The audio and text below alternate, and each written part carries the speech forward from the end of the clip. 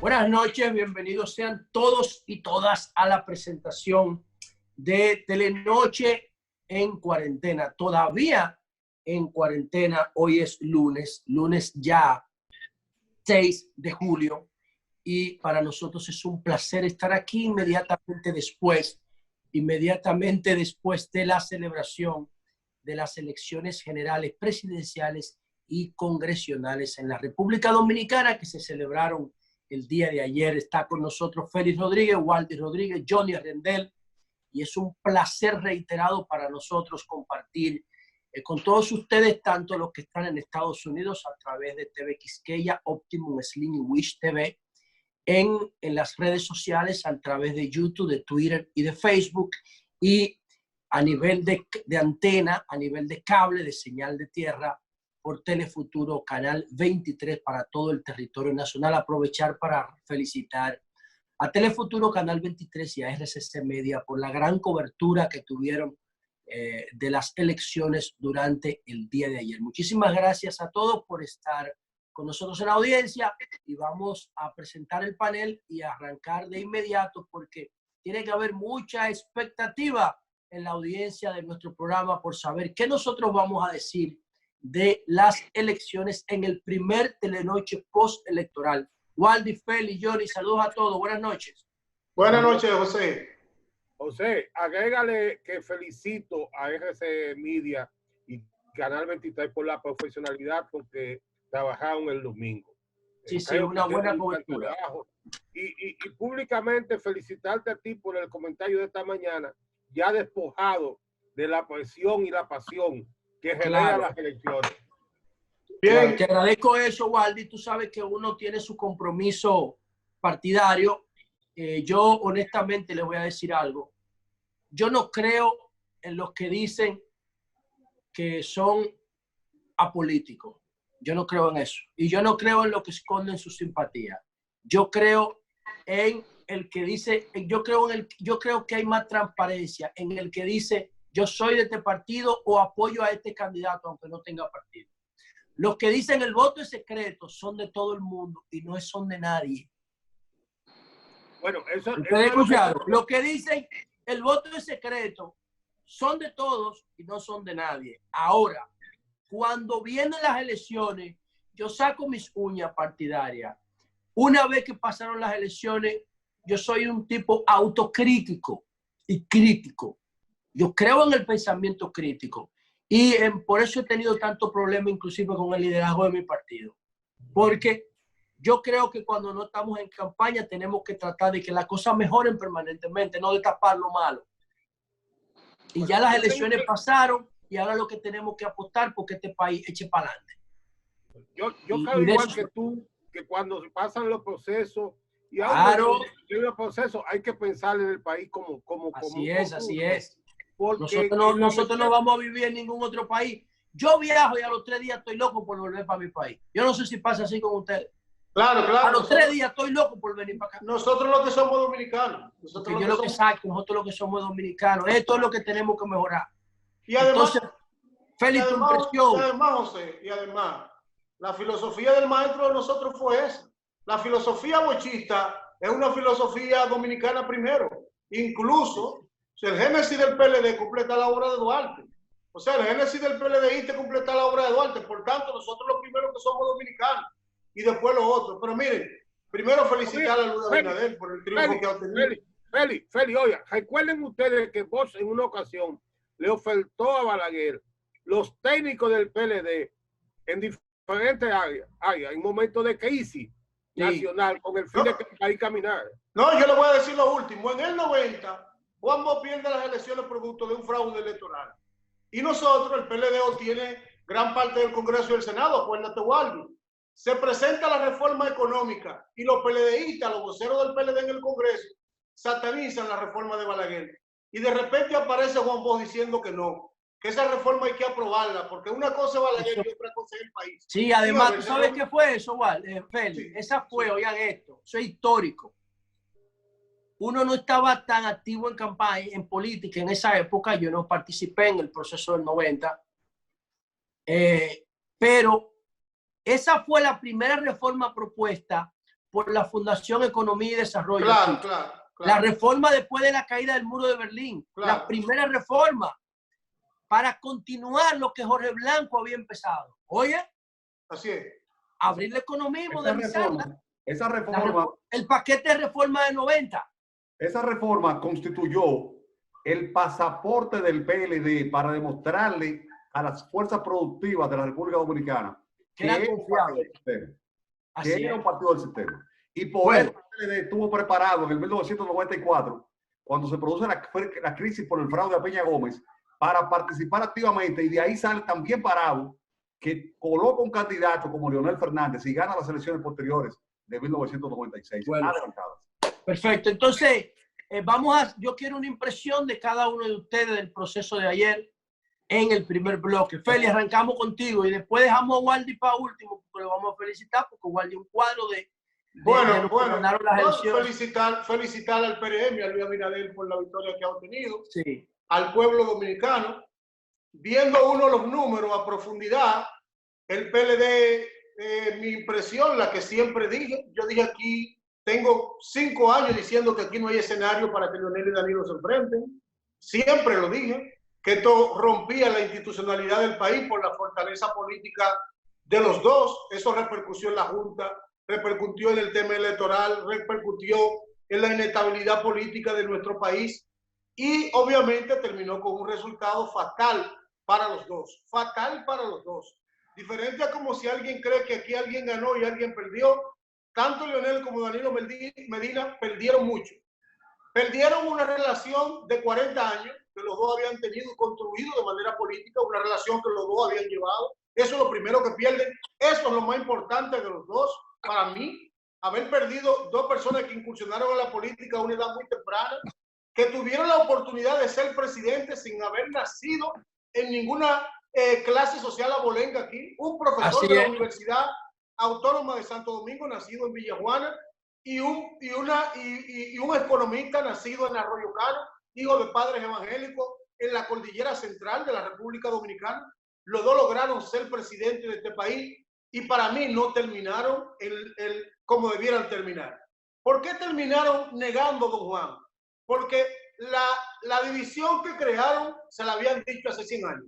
Juanbo crea el PLD como un partido nuevo en América y lo primero que le escribe es composición social, y en composición social le dice cómo Santana y Báez se dividieron, cómo Lili y Luperón se dividieron, cómo chocó la sociedad, cuál era el problema, el génesis de nuestra sociedad, que todo el mundo quería ser presidente y que todo el mundo se dividía, y el PLD fue creado con un método de centralismo democrático evitando dividirse. Yo creo que alcanzaron tanto poder que su delito fue no organizar el poder, no limitar el poder. Nunca se sentó el PLD a limitar el poder y eso lo mató. ¿Por qué lo digo? Lo digo porque es penoso de la forma en que ha terminado esto, como si fuera un cartel de la droga, terminando hasta las mujeres metidas en el problema. O sea, ¿cómo es posible que un partido con tanto poder terminara eso? Miren, Miguel Vargas Maldonado, el pacto de la corbata azul, le resolvió el problema a Danilo y a Leonel. Yo acompañé a Danilo en las 2 veces que aspiró y que ganó. Y le tengo una estimación humana que no tiene madre, porque Danilo para mí es un gran ser humano. Señores, la muerte y la vida nunca se encuentran. En la Constitución del 10 le arregló la vida a Danilo y a Leonel. Un periodo tú, un periodo sí, yo. no tenían que chocar. No tenían que chocar. No tenían que chocar. No había razón para chocar. No había razón. Yo duré años, Feli, hablando de eso. Yo compro una palabra tuya que tú decías siempre en el programa, y yo y tú peleábamos, acuérdate, tú me decías a mí, yo no quiero ser presidente. ¿Y quién ha dicho que aquí en el PLD todos tenemos que ser presidentes? Si Danilo tiene que serlo toda la vida, que lo sea. Y si Leonel tiene que ser lo que lo sea, decías tú. Entonces, porque la Constitución permitía que ellos se alternaran el poder. Porque esto no es una fila india en el que va tú o yo. Y si la sociedad decidiera que era uno de los dos, ¿por qué no podían hacerlo? Porque chocaron. ¿Qué pasó que chocaron? No había necesidad de eso. No había necesidad. Pero esas son experiencias. Nada es malo. Esas son experiencias. La vida no termina aquí. Apenas comienza. Para que nosotros vamos viendo que esas cosas pueden evitarse en el futuro. Pero de todas maneras, es las elecciones que ganamos. Bueno, Johnny, adelante, hermano. Bueno, yo no quiero. Johnny, ¿debemos felicitarte a ti también? ¿Sí o no? Deben felicitarme porque yo fui. Ya que yo soy yo soy, ¿Por qué? pero no porque me haya ido bien y se diera lo que yo quería, sino que yo predije que Luis Abinader podía tener un resultado en primera vuelta. Había Sí, lo dijiste siempre. Aquí. Pero lo que quiero decirle es lo siguiente: no creo en culpas compartidas, no creo en ganadores a medias y en ganadores, bueno, en eso mismo, en pérdidas colectivas. Danilo perdió, Leonel ganó. Y Danilo perdió. ¿Qué ganó Leonel? Sí, óyeme, Danilo se enfrentó a la historia. Sí, pero ¿qué ganó Leonel? Oh, Leonel ganó todas sus metas, cumplió todas sus metas. ¿Cuál meta? Menos la segunda vuelta. No, porque Leonel lo que tiene ahí es un 8. Si me dejan desarrollarlo. Ah, no, pero sí. Que tú dices que Leonel ganó. Leonel y la fuerza del pueblo cumplieron todas sus metas. No podían pretender ganar unas elecciones, podían aspirarlo, pero no tenía que ser necesariamente una meta a cumplir en 8 meses de fundada la fuerza del pueblo. Ok. Danilo Medina se enfrentó a la historia. Pretendió reformar una constitución 2 veces en su propio favor, algo antihistórico. Leonel enfrentó eso. Lo pudo derrotar. Pudo derrotar la contrarreforma, que no era una reforma constitucional, era una contrarreforma. Sí. Pudo derrotar el voto electrónico, que es un fraude donde quiera. El voto electrónico no funciona, no puede ser. Leonel es que lo enfrenta. Leonel demuestra finalmente, por testimonio de la ONU, que se produjo un fraude en la República Dominicana. Pero Johnny, disculpa, vuelve y te interrumpo. Waldi, Félix, la OEA dijo que no hubo fraude, Johnny. No, la OEA dijo que ciertamente.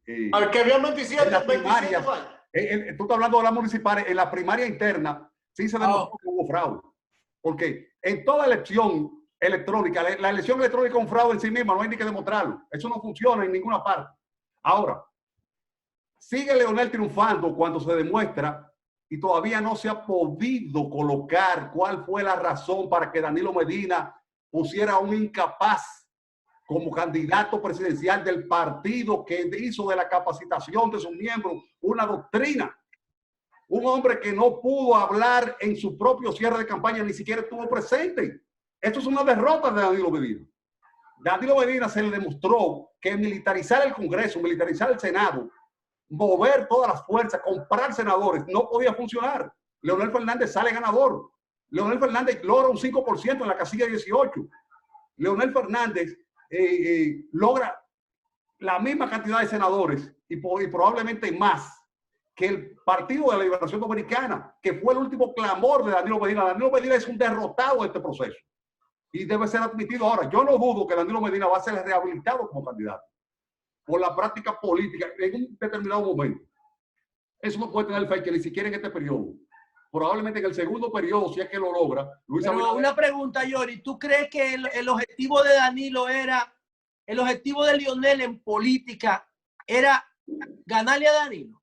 No, ganarle a Danilo no. Demostrarle al país que un proyecto personalista, que un proyecto ensoberbecido, lleno de soberbia, lleno de... Pero eso, Johnny, ese objetivo no se cumplió en julio del año pasado. No, cuando Danilo dio el discurso al país y se retiró. Danilo Medina, su práctica estaba tan despegada de la realidad que en lugar de aprobar un candidato que tenía todas las posibilidades de encarnar el PLDismo, como Francisco, ¿cuál era ese candidato? Francisco Domínguez Brito ganó las encuestas del PLD.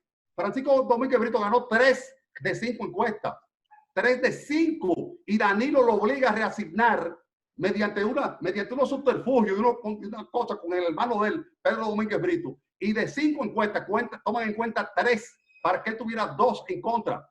Señores, ese proceso era antidemocrático. Leonel Fernández se erige como un gigante de la democracia y Leonel, para ser exitoso y concluir por todo lo alto su carrera política, no tiene que ganar la presidencia nueva vez. Si eso le llega por carambola, le llega.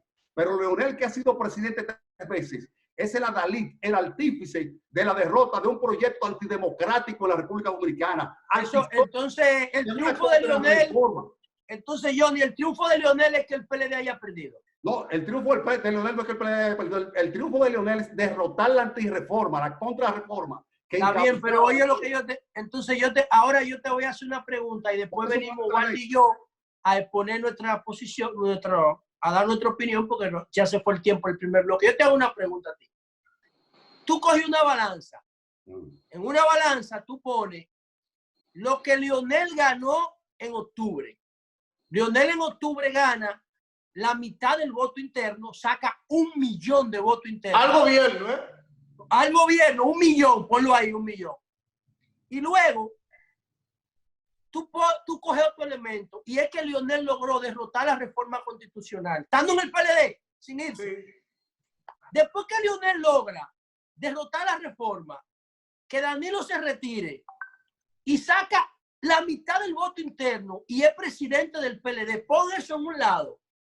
Y en el otro lado de la balanza tú pones que Leonel, que yo no sé si es verdad que sacó un 5, no he visto los resultados finales, porque Leonel estaba compitiendo con el Partido Reformista por ese 5 y con el BIS.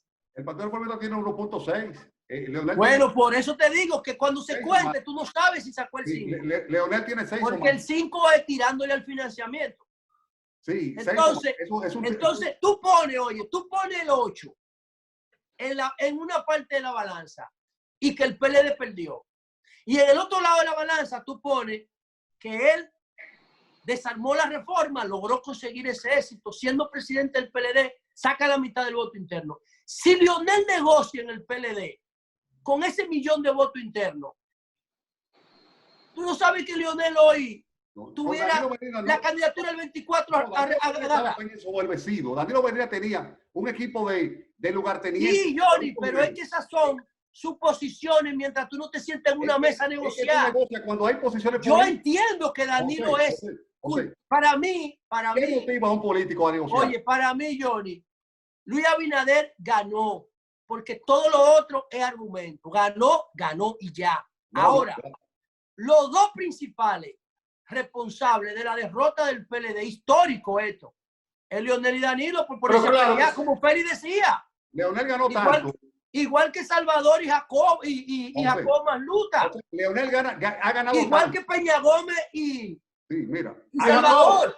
Ha ganado tanto. ¿No entiendes? O sea, es un comportamiento que Juan Bolo definía como instinto de la baja pequeña burguesía muy pobre. No. Es que todo. Es que Danilo no estaba. Y Félix lo dijo, no pudieron administrar el poder.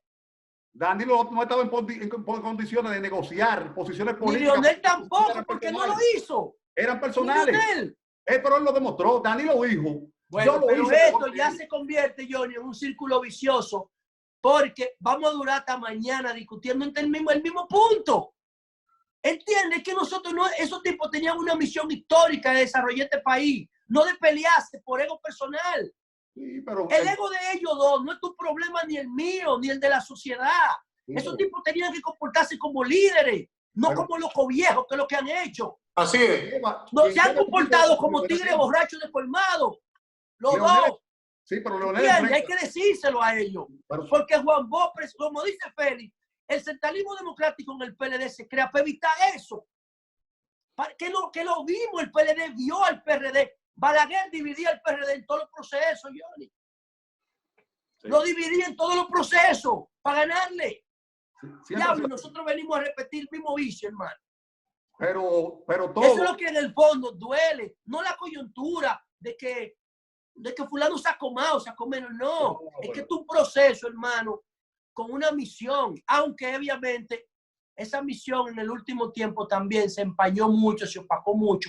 Y eso contribuyó con la derrota de ayer. Vamos a hacer una pausa y venimos con Waldy Tavera, que tenemos que crear un escenario porque Waldy es un ganador en este proceso. Yo creo que Johnny y Waldy son los dos ganadores de esta noche del panel. Así es. Vamos a hacer una pausa y volvemos ahora con el segundo ganador del panel, con Waldy Rodríguez.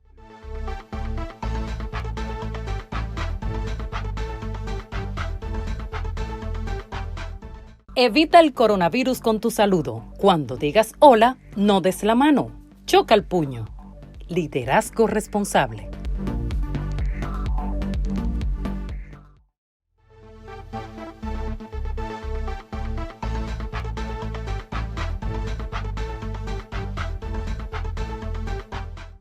Bueno, seguimos con el desarrollo del programa. Hoy un debate sobre lo que pasó ayer, ¿no? Y nos tomaríamos la semana entera. Yo creo que debemos tomarnos todo el tiempo que sea necesario durante esta semana para analizar este proceso definitivamente histórico, porque nadie, y ahorita voy a hablar de eso, nadie esperaba un resultado de esa naturaleza.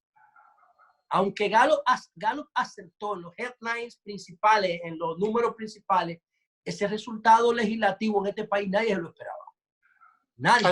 Así es. Y vamos a ver hablando de eso. También, antes de pasarle la palabra a Waldis, yo quiero saludar y felicitar a Raquel Arbaje, la esposa de Luis Abinader y la próxima primera dama. Dijo que no será primera dama. Ella dijo que no será primera dama porque el pueblo no votó por ella. Pero además no debe haber primera dama. Todas las damas son iguales. ¿Qué pasa? Porque yo le estoy felicitando. Porque yo he dicho, creo que lo he dicho muchísimas veces, que si yo llego a ser presidente, mi primer decreto sería eliminar el despacho de la primera dama. Excelente. ¿Cómo lo haría, Juan? Ese es el, y mi esposa lo sabe, yo lo he discutido con ella. El primer decreto sería eliminar eso. No el despacho, no. Eliminar la figura de la primera dama. Que yo no sé si está en algún decreto, porque en la Constitución eso no está. Y el segundo decreto es convertir el Palacio Nacional de Trujillo en un museo para enseñarle la historia al pueblo. Yo ahí no dirijo el país. Yo no entro a juramentarme ese palacio. Pero el hecho de que Raquel Arbaje haya dicho que no va a aceptar el despacho de la primera dama, que no va a manejar presupuesto, aunque pudiera trabajar, yo creo que es una señal de diferencia. Y yo saludo eso porque esa está dentro de mis aspiraciones. Dicho esto, Waldi, buenas noches, hermano. Bienvenido y felicidades dentro de lo que cabe, porque yo creo que dirigir un país como este genera más dolores de cabeza que satisfacción. Mira, primero yo quiero felicitar, tal como señaló el presidente Abinader, al pueblo dominicano que se manifestó y que un 52-53% fue a las urnas, frente a un 49% que fue a las urnas en el proceso municipal. Mire, aquí yo quiero señalar lo siguiente: este proceso hay que verlo como un mensaje que tiene que ser una lección para la clase política. Y lo había dicho el presidente Danilo Medina: ningún partido dividido gana elecciones. De ahí que yo digo que si el éxito del PRM, que en 6 años de su fundación, casi 7, llega al poder con un poder real en el Congreso, ya lo había hecho en las municipalidades. Y oigan este dato: para mí es significativo la actitud de Hipólito Mejía, que ha garantizado la unidad de ese partido, que se forma sobre la base del liderazgo de Luis y el liderazgo de Hipólito. Y oye, ambos, Waldi, para abonar lo que tú dices, la carrera de Luis Abinader, quien la dimensiona es Hipólito cuando lo escoge vicepresidente en el 2012. De hecho, yo dije esta mañana que si Hipólito en el 2012 hubiese escogido a Miguel de vice, gana las elecciones del 2012. Sí, Hipólito escogió a Abinader, perdió, pero lo proyectó para presidente. Yo soy lo que creo que Hipólito desde ese momento estaba pensando en una renovación de la clase política. Y que tanto Luis como Hipólito y todos nosotros en el PRM hemos aceptado la dirección de Carolina y de José Ignacio, que han podido ser los carpinteros del día a día en esa estructura política, que tiene muchas dificultades por la falta de formación de nosotros los militantes políticos. Ahora, miren, esa campaña a mí me da una gran lección. Y yo vuelvo a Bosch, vuelvo a Juan Bosch, al maestro de maestros. Nosotros decíamos aquí, José, que ni los hijos ni los nietos de Bosch hoy, o sea, PLD y PRD, que son los hijos, Fuerza del Pueblo y PRM, que son los nietos, podían reivindicar y autotitularse los herederos de la forma de hacer política y de visión de Estado de Juan Bosch. Miren, el tema de la religión volvió a ser tema de campaña. Y en el 1962, fue tema de campaña, y de ahí el debate de Box y Láutico García con aquella vieja campaña sucia de yo no creo en Dios, que aquí quizás no es una gran cosa, no debió ser gran cosa 60 años después. Sí lo era en un país eminentemente campesino como lo era en 1962. De todas formas, el pueblo dominicano votó en contra de lo que argumentaron la religión como un instrumento para meter cuco. O sea, me puede gobernar alguien con el que yo no estoy de acuerdo en términos religiosos. Y fallaron los pastores evangélicos que hicieron eso. Y fallamos los políticos que tomamos eso como puesto. Segundo, miren los dados, los regalados. Si algo bueno deja como legado el gobierno del PLD y de Danilo, es el proyecto de educación. Yo creo que en la medida en que la gente aprende a leer, estudia, comienza a tener conciencia de ciudadanía. Y Bosch, que criticó la cruzada del amor, señores, oigan, Bosch criticó la cruzada del amor y ahí está en vanguardia del pueblo.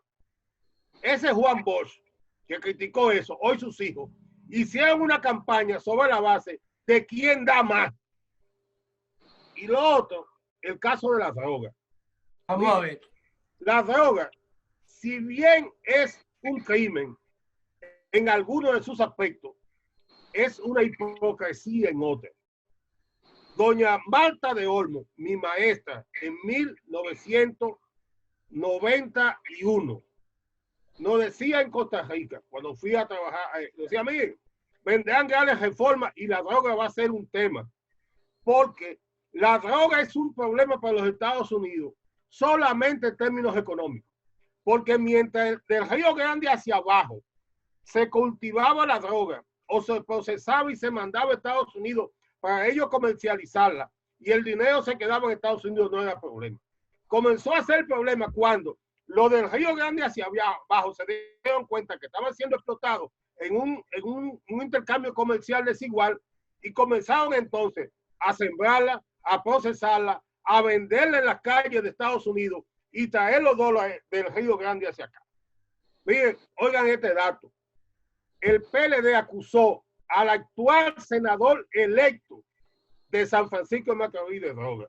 Y ese tipo saca el 67%. Acusó a una candidata del PRM de Cotuí y esa va a la Cámara como diputada. Y le voy a decir lo siguiente. Cáiganse para atrás.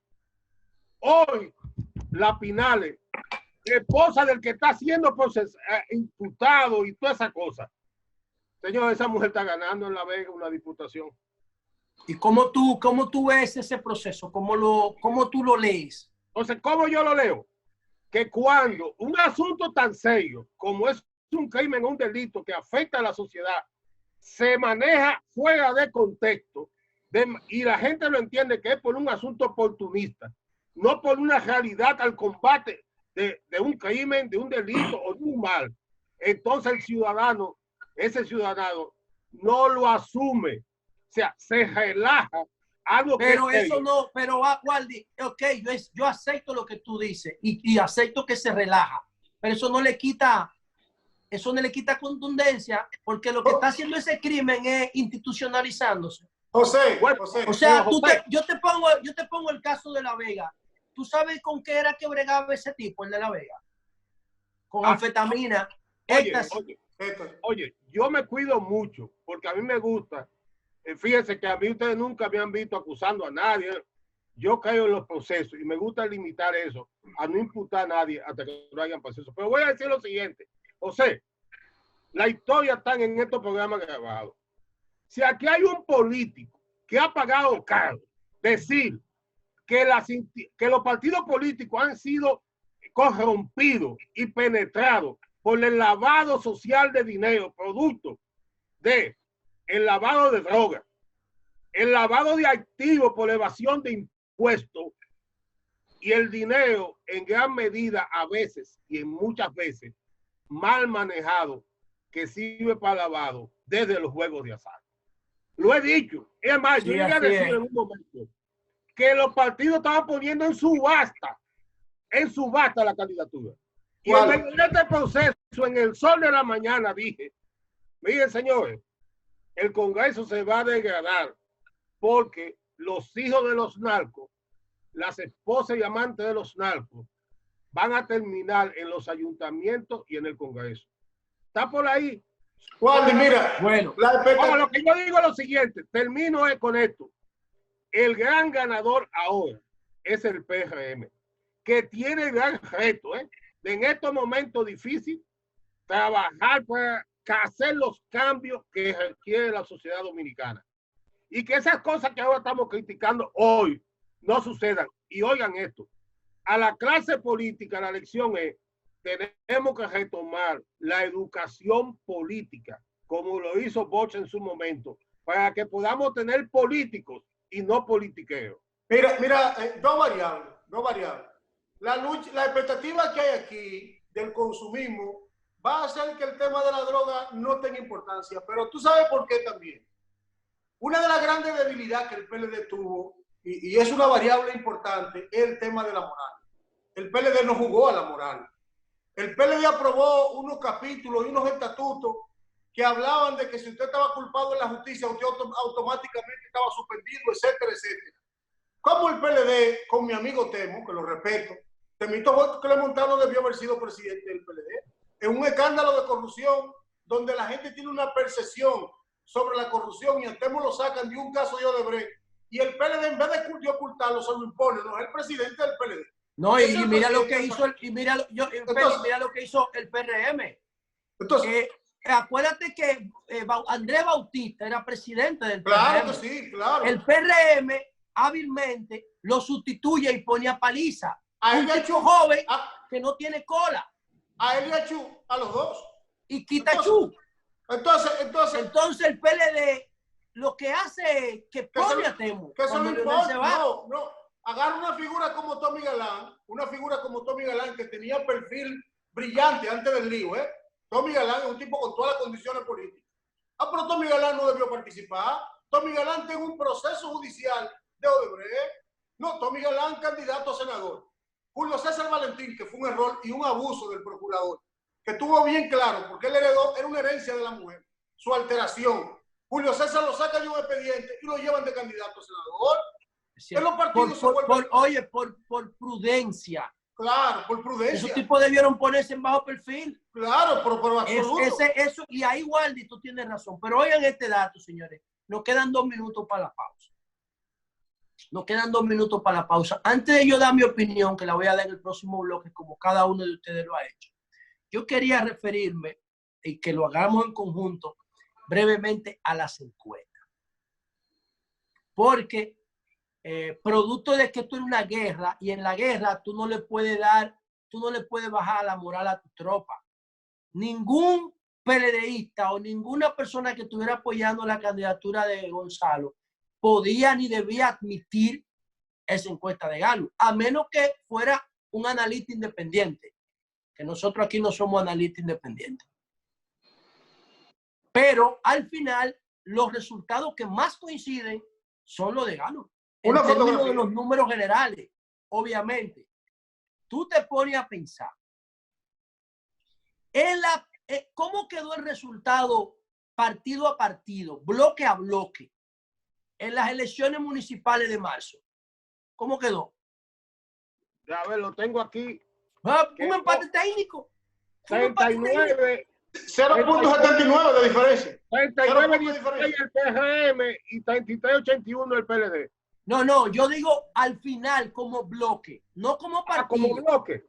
El PRM 42.99 y el PLD 40.49. Entonces la diferencia es un punto en marzo. No, la diferencia de un proceso electoral, no de una encuesta. Entonces, oye, Waldi, repite el resultado. 42 puntos. 42.99. Eso es 43. 40.49. ¿Cuánto? 40.49. 40.5 versus 43. La diferencia entonces es 2.5. 2.5. Son planos diferentes. Ahora, no, sí, 2.5. Ahora, Después de marzo, ¿qué pasó en este país después de marzo? Miren, después de marzo, el gobierno subsidió a 2.8 millones de familias. Oigan, a 2.8 millones de familias. Y Gonzalo Castillo no cometió ningún error estructural como candidato. Ninguno. El tipo hizo su campaña como él es. No cometió ningún error. Al PLD no le sacaron ningún expediente importante ni de corrupción, ni de narco, ni nada. ¿Qué pasó para que el PLD bajara de ese 40.5 cuando ese fue el peor momento del PLD después de la protesta de la Junta? ¿Me explico? ¿Cómo es posible que el PLD se cayera? ¿Dónde está la explicación para ese fenómeno? Después de marzo para acá, ¿qué pasó después de marzo? Una deficiencia del propio candidato que, como yo dije, insistí, no podía penetrar en la clase media en la República Dominicana. Es que la clase, Johnny, la clase media no tiene una mayoría determinante en el proceso. Es que hay muchas lugares populares que tienen mentalidad de clase media. Pero oye lo que te estoy diciendo, yo te estoy diciendo que el PLD te está subsidiando en la crisis 2.7 millones de gente. Oye, no me le dé un efecto en favor del PLD. Dámele un efecto neutro. Oye. Es más rentable en política. José, oiga lo que le voy a decir. Yo que voy a los barrios. Tú sabes que es lo que decía mucha gente. Me están dando funditas de 1,000 pesos y se están robando 2,000. No, yo no me refiero a funda. Yo no me refiero a eso. No, yo me refiero. Oye, Waldi, yo me refiero a partir. Oye, yo me refiero. No, yo no me refiero a eso. Yo no me refiero a eso. Yo me refiero a quédate en casa y a pase. O sea, el candidato tenía limitaciones. Un candidato que no habla, el silencio no es No, eso no es verdad. Eso no es verdad. Pero eso yo no lo creo. Yo lo veo. Oye, como yo creo. Oye, como yo creo eso. Yo creo eso. Si tú haces una encuesta y la mayoría de la gente dice, yo no voy a votar por ese candidato, y ese no fue el candidato que cogió Hipólito. Hipólito no vivía agrediendo a todo el mundo. Y tú le decías, la calle está dura, y te decía, coja para la acera. Pero hablaba, se comunicaba. El huevo está a 5 pesos y te decía, y tú sabes lo difícil que pone un huevo, ve, ponlo tú. Hablaba. Y ese Hipólito no ganó. Y Hipólito llegó a tener 58% en el 2012. Yo te digo, si Hipólito pone a Miguel de vice, gana las elecciones. Pero Miguel le sacó a Hipólito los 3 puntos que necesitaba. Cuando el país abrió, cuando Gonzalo tenía un comercial que decía, me están pidiendo que cierre los vuelos humanitarios, ya eso no le decía nada a la gente. Una cosa era la gente cuando estaba encerrada. Pero no para perder votos. Ponle que no gane. Es que está perdiendo con relación a marzo, hermano. O sea, el PLD está perdiendo su voto duro con relación a marzo. ¿Qué fenómeno lleva a la sociedad a ese nivel? Cuando yo digo que el PLD como partido no cometió ningún error estructural. No lo cometió. Sí, o sea, hay dos para mí. Hay dos. Bueno, eso lo vemos después de la pausa porque Carolina me está presionando para que vayamos a la pausa. Carolina y Edgar, porque hoy están combinados los dos metiendo presión. Me da 30 segundos.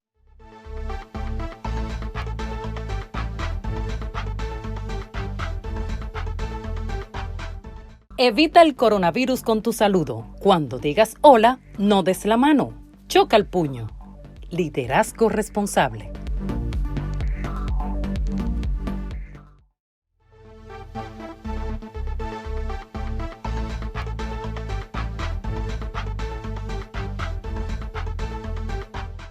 Bueno, señores, miren, yo no quiero que el programa de hoy se termine sin yo decir lo siguiente. Miren, en un país donde todos los procesos son basados en relaciones primarias, no es fácil ser presidente de la República. Para mí, ser presidente de la República tiene un costo en salud de 4 o 5 años de vida. Si ustedes cogen una foto de Danilo del 2012 y cogen una de Danilo hoy, ustedes ven lo que significa ser presidente de un país como este. O sea, Danilo sale del poder dramáticamente envejecido. ¿Por qué? Porque tú tienes que recibir el estrés de 11 millones de dominicanos buscando soluciones personales a sus problemas, porque las instituciones no funcionan. Funciona el tráfico de influencia, la clientela que heredamos de la cultura romana, el tráfico de influencia. Entonces, Luis Abinader tiene que cuidarse de eso, porque el estrés fácilmente le provoca un cáncer o le provoca cualquier otra enfermedad. Tiene que tener cuidado, a menos que él no disfrute eso. Porque si tú disfrutas que te estén jodiendo el día entero, 24/7, 365, entonces tú no lo sufres. Pero va a llegar un punto en que tú vas a reventar, porque tienes todas las alarmas del sistema del cuerpo disparadas. Y eso ha matado muchos políticos en la República Dominicana, ese estrés electoral y un estrés gubernamental. Y la otra cosa es, Luis Abinader logró lo que su papá no pudo y lo que no pudo Peña Gómez, incluso lo que no pudo Hipólito. El PRD nunca había llegado al 50% de los votos. Hipólito sacó 49.85, creo que fue. Y Balaguer y Danilo le hicieron la concesión para que no hubiera segunda vuelta. Honestamente hablando, yo no quería... El 61 o el 62 con Juan Bosch. No, porque ya eso es otra cosa, ¿no? Ya eso es otra cosa. Yo estoy hablando del PRD de ahora, moderno. Y Luis Abinader tiene un gran reto por delante. ¿Por qué? Porque él está dirigiendo un país de una clase media incipiente, expansiva, o sea, que no está consolidada en su estatus. Entonces, esa clase media con acceso al crédito, con acceso al financiamiento, se endeuda por encima de lo que planifica, porque a nosotros no nos enseñan a planificarnos en la escuela. A nosotros no nos dan clases de planificación. No, eso hay que aprenderlo a lo loco, manejando agenda. Entonces, cuando tú tienes acceso al crédito y al financiamiento, tú te endeudas por encima de tus ingresos. Y cuando tú te has liado como un andullo, ¿sabes quién tú empiezas a culpar? Al gobierno. Al gobierno que tú culpas. Entonces, Luis tiene que tener cuidado, porque esa misma clase media que lo ayudó a ganar, si él no mantiene los indicadores que tiene este gobierno, que son buenísimos en materia de macroeconomía, entonces esa misma sociedad se le va a voltear. Tiene que tener mucho cuidado. Si yo fuera él, no sé cuál será su equipo económico. Yo trataría de que Valdés Albizu se me quede ahí por lo menos en el año de la transición. Porque Valdés Albizu tiene desde el 96 ahí. Y cuando lo sacaron, se armó un lío del diablo, que fue en el 2000-2004. Quebró el país cuando lo sacaron. Entonces yo lo dejaría por lo menos el año de la transición. Le pediría que se quede, porque no sé si Valdés Albizu se quiera quedar en un gobierno que, algún grupo que, aunque Valdés Albizu no es del PLD tampoco. Valdés Albizu viene del reformismo, creo. Así es. Y entonces tiene que hilar fino, tiene que tener cuidado con el tema de salud y con el tema de mantener el equilibrio frágil de gobernabilidad que va a tener, aunque va a tener control del Congreso, que esa es una ventaja a favor de él, porque va a pasar cualquier reforma rápido. A nivel de opinión pública se le puede virar fácilmente ese electorado. Pero en sentido general, nada de eso, ni la división del PLD, ni cualquier otra consideración, empaña su resonante triunfo, y ya la campaña pasó y nosotros le deseamos lo mejor. Y yo quiero aprovechar estos minutos que faltan. Félix, tú querías hacer una reflexión para que hablemos un chin de la transición. Yo quiero 30 segundos. Dos errores que yo pienso que cometió el PLD. Primero, busquen las estadísticas. Hay una tensión del PLD. El PLD no llegó. Sí, hay una tensión. Yo la tengo aquí, la estoy midiendo. El PLD no llegó ni a los votos de la primaria. ¿Me estoy yendo, Johnny? Repartido entre él y Leonel, no llegó ni siquiera a los votos que sacaron en la primaria. Hay una tensión del PLD. La segunda, Danilo no podía ayudar a Gonzalo porque Danilo no encabezó la crisis. Danilo no imitó ni a Bukele, ni invitó no lo hizo, a nunca Pedro lo Sánchez Cortejón. Danilo designó a Gustavo Montalvo, que para mí es un funcionario eminentemente eficiente. Todo lo que le ha puesto la mano le ha ido bien, como el 911. Pero Danilo debió ejercer un liderazgo sobre la crisis y no tardarse tanto en el proceso. Entonces, el hecho de que él no pudiera cohesionar la crisis hacia su figura tampoco le permitió en el momento que salió a defender a los senadores o a defender a Gonzalo, transferir la cohesión que hizo. Excelente argumento. Son dos cosas. Esas son las dos que creo. Mira, sobre la transición le quiero decir lo siguiente. La transición son los procesos más difíciles en cambio de gobierno. Porque el que viene en la República Dominicana tiene como tradición desacreditar al que está sustituyendo. Y en este momento, en apenas 20 días, no hay tiempo para que hayan subcomisiones de transición. Porque hay una comisión grande y esa comisión tiene subcomisiones que se manejan en cada ministerio, en cada dirección importante.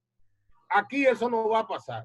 Y eso quizás sea un poquito difícil para iniciar todo un proceso de maquinaria de un Estado, de gente que viene de haber estado 20 años fuera del poder. O sea, 16. Del 16. Dice Ramón, oye, dice Ramón Albuquerque, Waldi, dice Ramón Albuquerque hoy en la tarde que el PRM tiene que tener conciencia, oye lo que dice él, de que hay puestos en el sector público que no pueden ser tocados. En el tema de seguridad, en el tema sanitario, en el tema educativo, en el tema de la carrera pública administrativa, carrera de servicio civil, la carrera administrativa. Claro. Que hay temas, que hay puestos que no pueden ser tocados, que no pueden ser sustituidos. Sí. O sea, ellos hay técnicos en las instituciones públicas que lo usan gente de todos los partidos. Tiene gente que se especializa en una materia y esa persona le sirve a la gente de todos los partidos, aún siendo militante del partido. Y yo tengo en la municipalidad mucha experiencia de eso. Ahora mi preocupación es, y yo lo entiendo, los PRMistas vamos al poder a manejar un Estado que no conocemos, porque entre el año 2004 a la fecha, el moderno ha cambiado.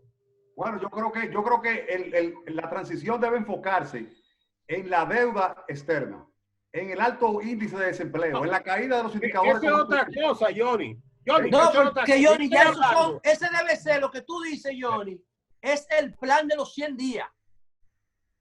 Pero sí, debe enfocarse, mira, no, pero nosotros nos referimos, o sea, eso debe ser el plan de acción de los primeros 100 días del gobierno. Ahora, la transición, oye, Johnny, Danilo nombró hoy una comisión precisamente encabezada con Montalvo para empezar la transición de un mes y una semana. Yo creo que no se puede esperar a asumir el gobierno para pensar que Luis va a tener que renegociar la deuda externa. Va a tener que aplicar inmediatamente. Es que tú estás planteando aspectos macro. Yo voy a lo micro. Mira, la casa, el agua del 40% de la población dominicana depende de la caca del Gran Santo Domingo. Tú no puedes llegar acá y salir de todo el mundo ahí porque se te va a una crisis. Ahí hay gente que tú no la puedes quitar porque son los únicos que saben dónde está la válvula para mandar el agua para un sitio determinado. No, es que te puse eso como ejemplo, pero eso pasa en la salud, como tú señalas. Pasa en la banca.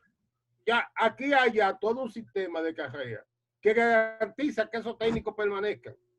Y yo apuesto a la madurez de la dirección de mi partido. Apuesto a la madurez y conocimiento del Estado que tienen tanto Paliza como Carolina.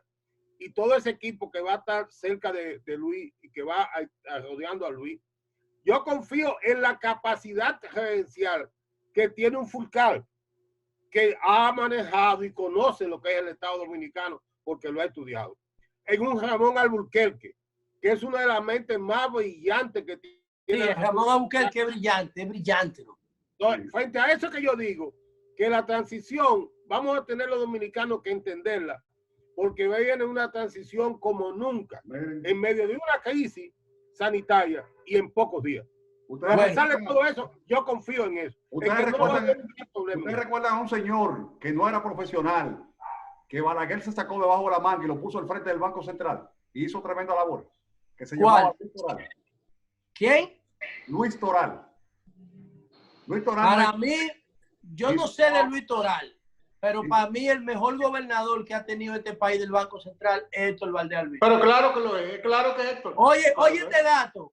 El Banco Mundial revisó la proyección que hizo en marzo, ahora el 20 de junio, En marzo, el Banco Mundial dijo que República Dominicana iba a tener un crecimiento neutro, cero. Sí. Pero dijo que América Latina iba a perder 4.5%. América Latina. Eso fue en marzo. En abril, el 20 de junio, el Banco Mundial volvió y revisó los datos de todas las economías de América Latina.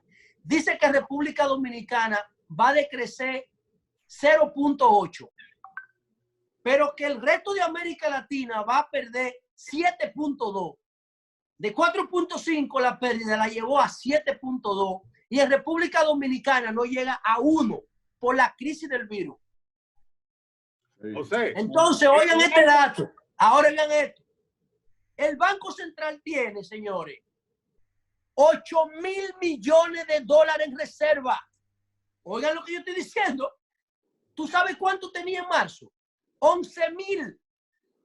En marzo, el Banco Central tenía... ¿Por qué tú crees que yo le estoy diciendo que dejen ese tipo ahí? 11.000 millones de dólares en reserva. ¿Tú sabes cuánto te piden los organismos internacionales? 3 meses de importación, que son como 5.000 millones de dólares, 4.500 millones de dólares de reserva. Y el Banco Central tenía 11.000.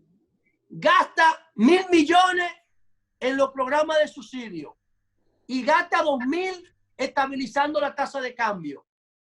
José, y que tiene, no vamos. Adiós, y José. tiene 8.000. Oye, Abinader va a recibir 8.000 millones de dólares en reserva neta. Y 100.000 millones de quiera. Y 100.000 Después hablamos de pesos eso. del Ministerio de Finanzas. Bueno, señores, nos están haciendo presión porque ya terminamos. Mañana continuamos este debate, esta primera semana postelectoral de Telenoche, con todas las expectativas que genera un cambio de gobierno en cualquier país del mundo. Y nosotros no somos la excepción. Por eso el nivel de emoción que ha reflejado este programa. Nos vemos mañana. Gracias por la audiencia.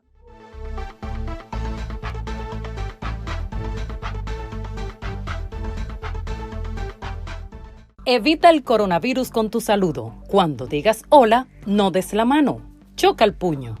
Liderazgo responsable.